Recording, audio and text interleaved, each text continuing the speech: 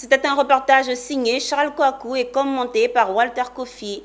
Rendons-nous à présent à Niakara, où le village de Bayoka était récemment en fête.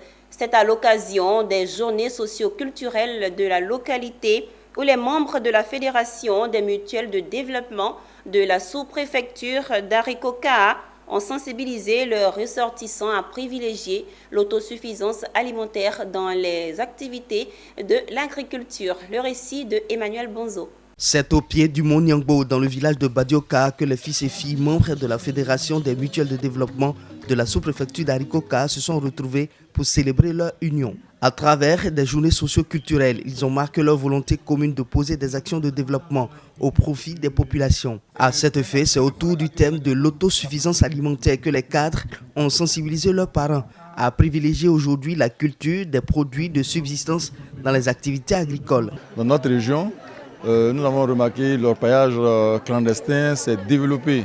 La vente, la production de l'anacade a pris le dessus sur les cultures vivrières et les maraîchers. Et donc, on a constaté qu'à partir du mois de juin, c'est la famine pratiquement dans les familles. Donc, aujourd'hui, le thème que nous avons choisi, qui est l'autosuffisance alimentaire, c'est de sensibiliser nos parents à se départir un peu des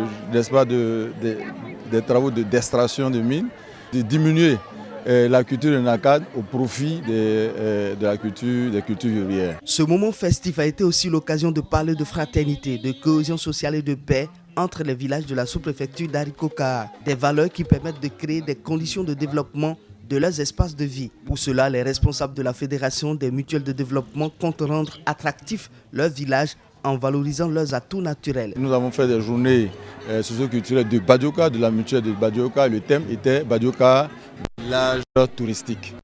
Et nous appelons toute personne qui veut investir dans le tourisme à Badioka à venir ici.